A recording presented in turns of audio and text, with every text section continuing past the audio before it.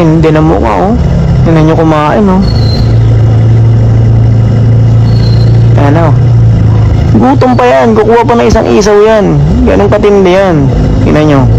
Mga bossing, may nambudo na naman sa tindahan natin. At pasikatin natin tong si ate. Yan si ating Disney Princess na bumaba ng bus. Yan. Malupit yung gagawin din yan dito. Kung matatandaan nyo, may pinost tayo sa TikTok at nag-trending yung video na yun. Ganun na ganun din gagawin yan dito. Kumuha muna siya ng isang penoy at pinainit niya, tapos kumuha ng isaw at nirektang sausaw. Eh bawal yun.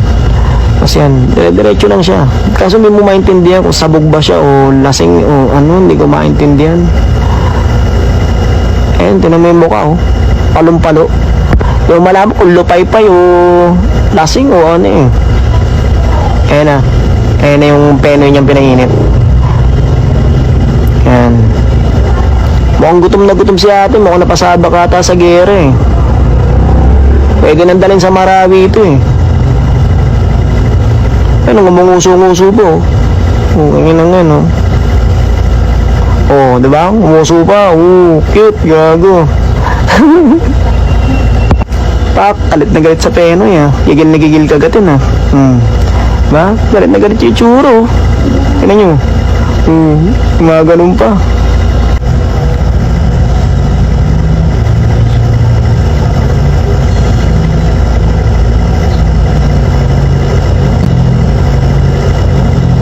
Tindi na mukha, oh.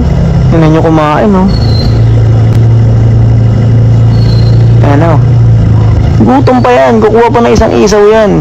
Ganun katindi yan. Tingnan nyo. Oh, ha? Umisa pa. Dumalawang isaw ka pa, ha? Tibay mo, ha? Malupit pa niya. Kukuha pa ng palamig yan.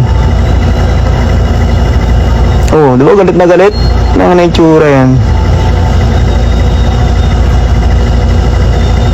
Yeah. Bakbak, ha?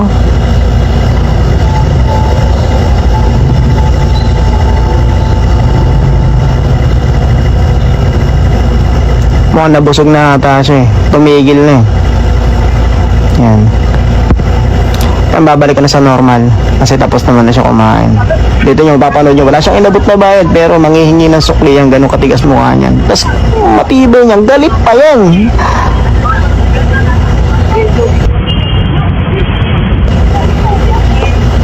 Oh, tumitirik-tirik pa yung mata ni Gago. Lupit, ah.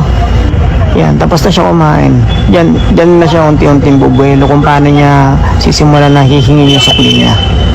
Yan, nagpunas pa ng gabi, oh. Bubuelo na. Mag-ayos pa ng bag yan, eh. Para kunwari nagbayad siya. Yan, oh. Panoorin nyo lang. Ayan, nag-ayos ng bag para kunwari nagbayad siya, kahit wala namang binayad.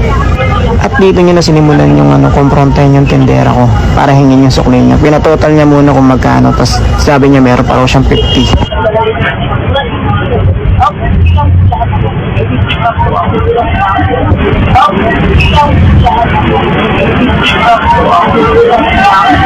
Dito tinanong ng tindera kung ano oras siya nagbayad at kanino siya nagbayad.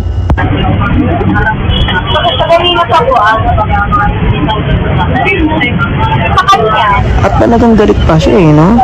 Inaro, dapat talaga sa mga gantong tao pinapasigat eh, para makita ng mga kamag-anak niya at mga kaibigan niya, para maging proud naman sa kanya sa mga ginagawa niya. Mukhang sanina sa mga gantong modus eh. Ayun, kahit yung mga ibang tao dyan nagdududo kung nagbayad ba siya o hindi, oh. May mali rin yung tindera ko eh, kasi inabutan pa niya ng sukli kahit alam naman niyang walang inabot na bayad eh. Kaso natakot kasi siya, kaya inabot na lang niya at sabi na lang sa akin ng tindera ko, ikaltas na lang daw sa kanya. Pero hindi naman po pwede yun, kaya ito na lang talaga pinaka magiging bawi natin dyan, kundi pasikatin yung lokong yan para hindi na maulit yung mga ganyang modus niya. Kaya tulungan niyo ako mga bossing para sumikat to at makarating naman sa kanya para mahiya naman siya sa mga ginagawa niya. Yun lang, thank you po sa mga nanood.